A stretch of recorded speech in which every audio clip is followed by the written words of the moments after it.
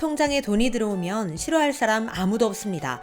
그런데 요즘 입금되는 이 돈은 아무리 꽁돈이라고 해도 절대 좋아해선 안 됩니다.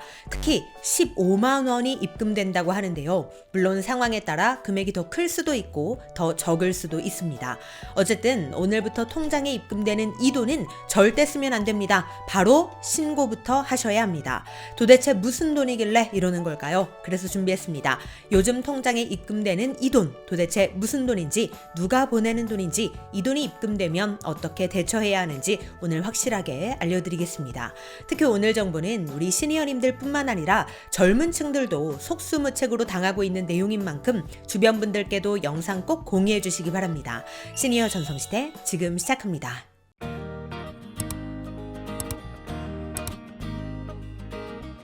안녕하세요. 시니어를 위한 꼭 필요한 정보 시니어 전성시대입니다. 요즘 통장에 입금된 이 돈 때문에 전국이 떠들썩합니다.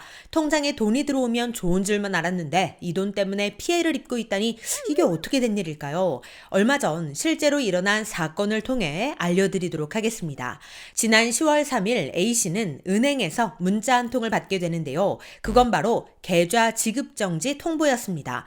이게 무슨 일인가 싶어 은행 앱에 들어가 보니 15만 원이 입금되어 있었는데요. 도대체 누가 보낸 돈이야? 하고 확인해보니 입금자명에 HE942라는 이름이 적혀 있었습니다. 이거 뭔가 수상하다. 나한테 15만 원 보낼 사람도 없는데 이름도 이상한 이름으로 돈을 보냈다고 하니 이거 큰일 날 돈이구나 하고 직감을 한 것이죠. A씨는 바로 은행 콜센터로 전화를 했고 이곳에서 전혀 예기치 못한 이야기를 듣게 됩니다. 그것은 바로 25만 원이 보이스피싱 피해자의 돈이라는 겁니다. 아니, 나는 보이스피싱을 한 적도 없는데 왜 나한테 이 돈을 입금했지? A씨는 황당할 수밖에 없는 거죠. 게다가 문제는 여기서 끝난 게 아니었습니다. 보이스피싱 피해자의 신고로 A씨의 계좌가 지급정지됐다는 겁니다. 게다가 여기서 그치지 않고 다음 날이면 다른 은행 계좌도 비대면 거래가 정지된다는 통보까지 받게 됩니다. 나는 전혀 관련도 없는 돈이 입금되는 바람에 온갖 통장이 다 정지되게 생긴 겁니다. 당장에 써야 할 돈도 있고 빠져나가야 할 돈도 있는데 지급정지에 비대면 거래 정지까지 돼버리면 이 일을 어쩝니까 이걸. 정말 답답한 노릇인 거죠. 게다가 A씨는 자영업자였기 때문에 현금 흐름이 원활하게 되어야 하는 상황인데 이 통장에 돈이 다 묶여버린다니 정말 큰일 난 거죠. 그래서 A씨는 보이스피싱 피해자분께 돈을 돌려드릴 테니 지급정지를 풀어달라고 요청합니다. 그러면 해결될 문제 아닐까요? 다들 그렇게 생각하실 텐데요. 그런데 은행에선 이런 답변을 했습니다. 반환은 불가능합니다. 피해자 측에서 서면으로 신고 확인서를 제출하고 합의를 보면 정지는 3, 4개월 내에 풀릴 거예요. 기다리는 방법밖에는 없습니다. 해드릴 수 있는 게 없습니다. 라고요.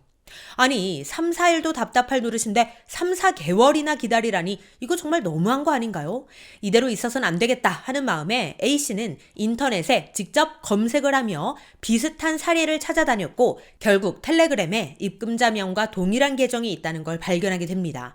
이 텔레그램을 통해서 입금자명과 동일한 HE942라는 사람과 대화를 했더니 이 사람이 더 황당한 이야기를 합니다. 150만 원을 주면 지급정지를 풀어주겠다고 말이죠.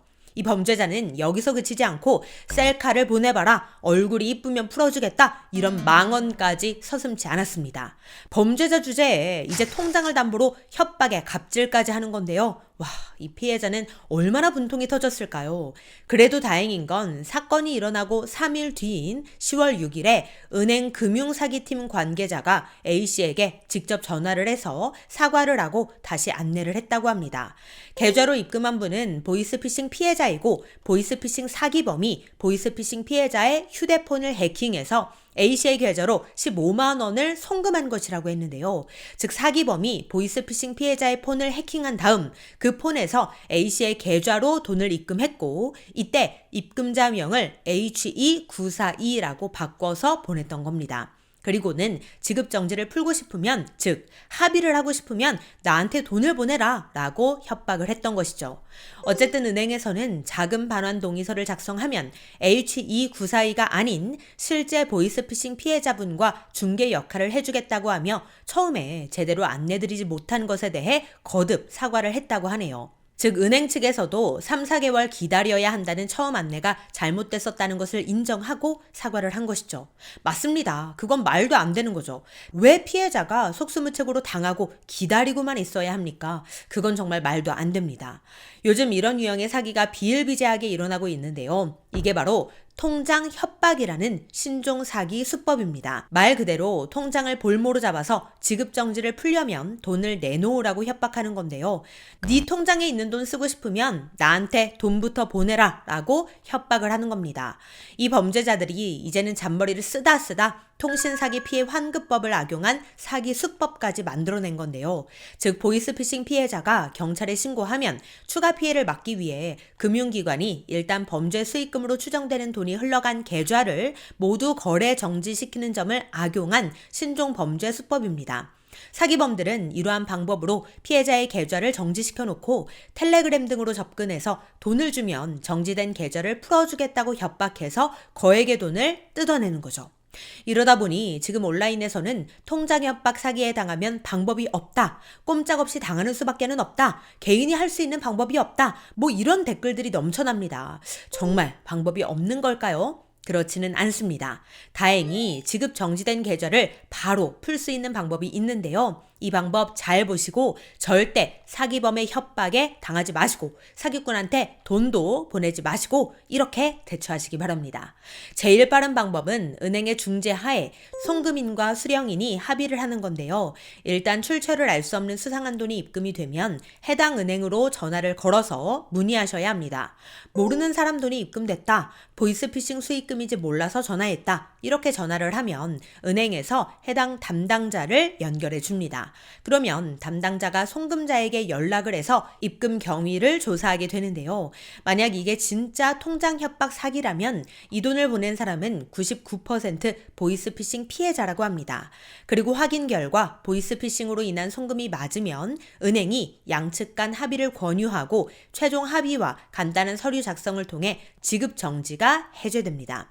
그러니까 수상한 돈이 입금되고 사기범에게 통장을 볼모로 협박을 받는다면 당황하지 마시고 은행에 바로 전화하셔서 빠르게 해결하시기 바랍니다. 그래도 한 가지 안타까운 사실은 이런 피해가 발생하면 어쨌든 이 피해자가 직접 나서서 해결을 해야 한다는 건데요. 직접 전화를 걸든 은행을 찾아가든 해서 합의를 하고 서류를 작성하고 이런 문제들을 직접 해결해야 하기 때문에 번거롭고 힘든 것도 사실입니다. 하루빨리 관련 제도가 개선되어서 피해자가 이렇게 직접 고생하며 해결하지 않고도 바로바로 해결될 수 있기를 바랍니다. 또한 예방을 위해서는 무엇보다도 온라인상에 내 계좌번호와 전화번호를 함께 노출시키지 않는 게 중요하다고 합니다. 이 두 가지 정보를 가지고 범죄를 저지르는 수법이기 때문에 두 가지 정보를 함께 노출시키는 일은 절대 있어서는 안 되겠습니다. 네, 오늘은 통장에 입금된 수상한 돈의 실체에 대해 알려드렸는데요. 혹시 나도 모르는 돈이 입금되었다면 그 돈으로 협박을 받고 있다면 절대 당황하지 마시고 해당 은행에 바로 전화하시기 바랍니다. 그럼 오늘도 편안한 하루 보내세요. 감사합니다.